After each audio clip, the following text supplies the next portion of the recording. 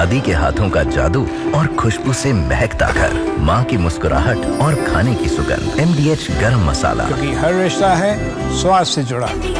और देखिए एक और अहम खबर, वॉर जोन से यूक्रेन के खरसों में रूस ने भीषण हमला किया।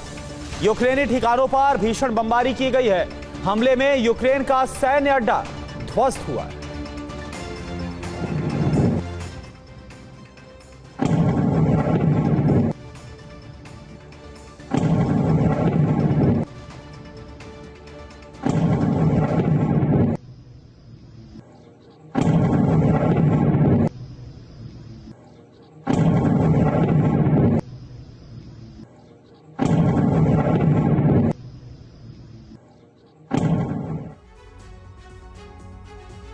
यूक्रेन में राष्ट्रपति ज़ेलेंस्की की नीतियों के खिलाफ सैन्य और जन विद्रोह शुरू हो गया है और इसी वजह से रूसी सेना को ईस्टर्न फ्रंटलाइन पर बड़ी बढ़त मिल रही है।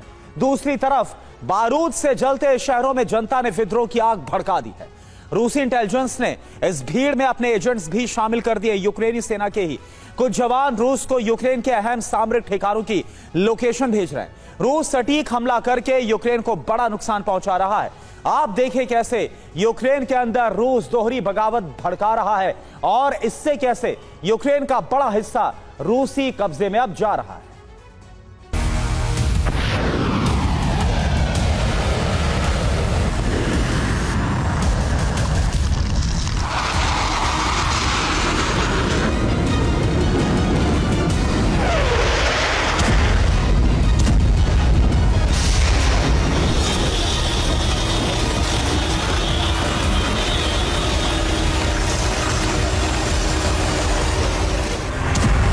यूक्रेन के सामने बीते 3 बरस में ऐसा संकट अब तक नहीं आया था। यूक्रेन की ईस्टर्न फ्रंट लाइन से लेकर राजधानी कीव तक पूरी सेना और सिविल सोसाइटी में रूसी इंटेलिजेंस ने बड़ी सेंधमारी की है।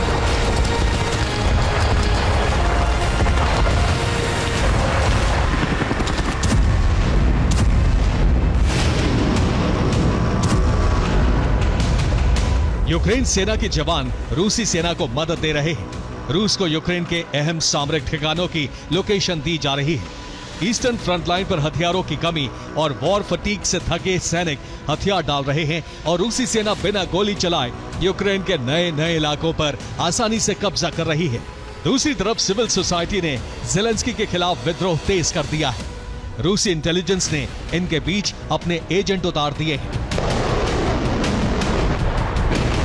अपनी ही सेना के पायलट्स ने यूक्रेन को भारी चोट पहुंचाई।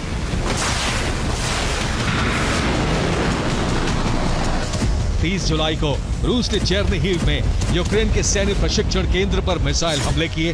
हमले के लिए शॉर्ट रेंज स्कंदर बैलिस्टिक मिसाइलों का इस्तेमाल किया गया। रूस के हमले में यूक्रेन के 200 ट्रेनी फौजियों की मौत हो गई। इसके अलावा 100 से ज्यादा सैनिक घायल हुए हैं। इस ट्रेनिंग सेंटर की लोकेशन यूक्रेनी सेना के पायलट ने रूस को दी थी। हमले के लिए स्कंदर मिसाइलों में हाई एक्सप्लोसिव क्लस्टर बम लगाए गए, जिससे भीषण तबाही हुई।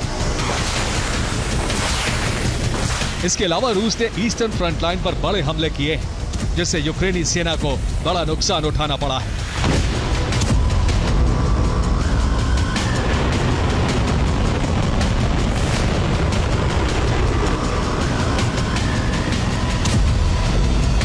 कुपियांस्क में रूस ने यूक्रेनी फौज पर फैब 1500 गाइडेड बम से हमले किए हैं। हेरसोन में रूसी सेना ने यूक्रेनी पोस्ट को तबाह करके एक रेलवे ब्रिज पर कब्जा कर लिया। सूमी में रूसी फौज ने यूक्रेन के इन्फेंट्री टुकड़ी पर हमले किए। इस हमले में यूक्रेन के 6 टैंक और 16 सैन्य वाहन तबाह हो गए। कोस्तांतिनोवका में रूसी ड्रोन फोर्सेस ने यूरोप से मिले कई सैन्य वाहन ध्वस्त कर दिए। खार्किव में रूसी सेना ने यूक्रेनी मोर्चों पर ड्रोन हमले किए हैं। रूस ने खार्किव के वेसिश्चेवे में यूक्रेनी सेना के रसद गोदाम को तबाह कर दिया। रसद गोदाम की तस्वीरें बता रही हैं कि हमला कितना भयंकर था। रूस के लिए ईस्टर्न फ्रंट लाइन पर बड़े हमले करना आसान हो गया है। इसकी कई वजह हैं।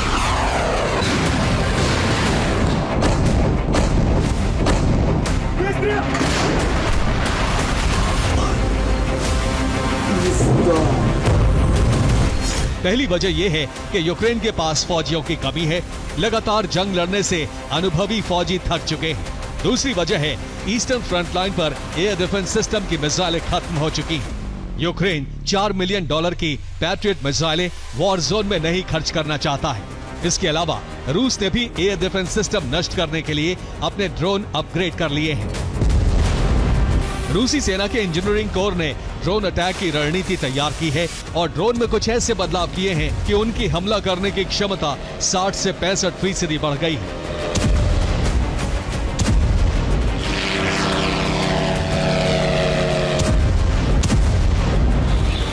रूसी सेना की इंजीनियरिंग कोर ने डिफेंस सिस्टम के खिलाफ ड्रोन को ज्यादा असरदार बनाने के लिए इसमें रॉकेट इंजन लगा दिए और इससे ड्रोन की रफ्तार बढ़ गई है। इसके अलावा एआई यानी कि आर्टिफिशियल इंटेलिजेंस सिस्टम लगाए गए हैं जिसमें इसके हमले अचूक हो गए हैं। मिड फ्लाइट में ड्रोन अपने आप टारगेट बदलने का फैसला ले सकता है। ड्रोन में नए एंटी इलेक्ट्रॉनिक वॉरफेयर सिस्टम लगाए गए हैं। इससे यूक्रेन के EWS हथियार ड्रोन को गिराने में नाकाम हो रहे हैं। ड्रोन में पहले से ज्यादा बड़े वॉरहेड्स फिट किए गए हैं जिससे हमलों की विनाशक क्षमता बढ़ गई है। डिफेंस सिस्टम तबाह करने के लिए रूस डिकॉय ड्रोन हमले कर रहा है। एक बार में 700 से 1000 हमले किए जा रहे हैं जिससे डिफेंस सिस्टम पर बोझ बढ़ सकता है। डिफेंस सिस्टम को चकमा देने के बाद असली ड्रोन से हमला कर दिया जाता है। देखिए आप। आसमान से आकर रूस के ड्रोन तबाही मचा रहे हैं और जमीन पर रूस की सेना यूक्रेनी सेना को मात दे रही है।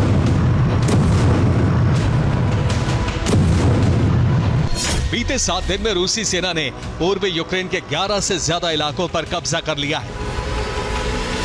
30 जुलाई को रूसी सेना को बड़ी कामयाबी मिली। रूसी सेना ने डोनेट्स्क के चासिव यार शहर को जीत लिया। इस जंग में यूक्रेन के सैनिक कई मोर्चे छोड़कर पीछे हट गए। ईस्टर्न फ्रंट लाइन के टॉप कमांडर ने चासिव यार पर जीत का ऐलान किया है। इससे पहले रूसी सेना क्रामातोर्स्क और द्रोचकोव्का पर कब्जा कर चुकी है। डोनेट्स्क के पश्चिमी इलाके में इस वक्त रूसी फौज आगे बढ़ रही है।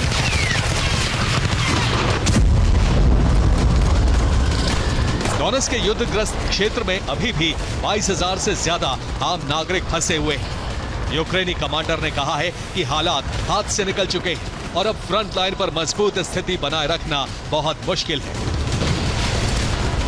क्योंकि रूस अब यहां साइलेंट किलर पोसोक वेपन को उतारने वाला है। ये यूक्रेनी फौज के आर्मर्ड व्हीकल्स को कुछ ही सेकंड में खत्म कर सकता है। रूस के इस विध्वंसक हथियार का नाम है पोसोक। ये लेजर बीम से हमला करता है। ये साइलेंट प्रिसाइजन अटैक करता है और इसके लेजर बीम से 10 mm का स्टील आर्मर पिघल जाता है। ये anti tank anti armoured vehicle के खिलाफ सटीक हथियार है। रूस ने इसकी रेंज 500 मीटर तक बताई है, लेकिन ये 100 मीटर रेंज में बहुत कारगर है और जल्द ही इसे मोर्चे पर उतारा जा सकता है।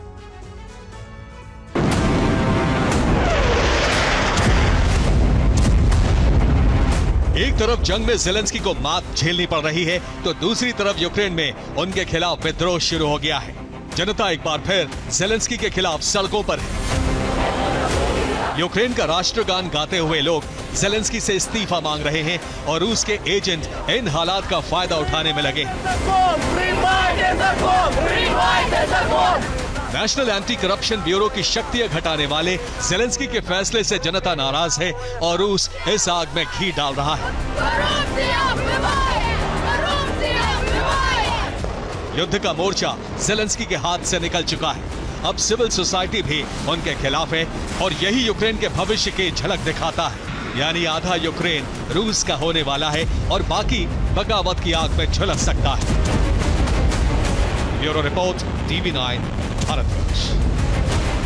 दादी के हाथों का जादू और खुशबू से महकता घर, माँ की मुस्कुराहट और खाने की सुगंध। MDH गरम मसाला, क्योंकि हर रिश्ता है स्वाद से जुड़ा।